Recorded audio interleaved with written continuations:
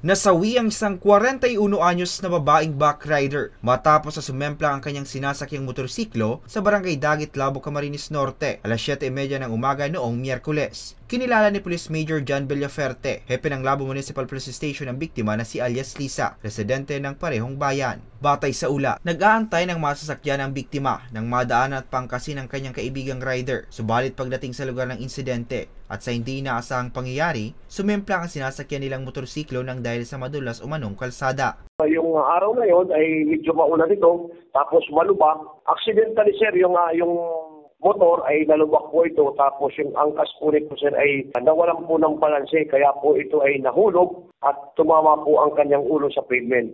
Napag-alaman din na walang suot na helmet ang biktima ng madisgrasya. Ang pamunan po ng Labo Municipal Police Station ay wala pong sawang nagre-remind po, lalo na po yung gumagamit po ng motorsiklo, na palagi po kaming nanguhuli dito na wala pong helmet. Nakaburol na ang biktima sa kanilang bahay. Para sa mga balitang Tatak Bicol, Hercules Barbacena.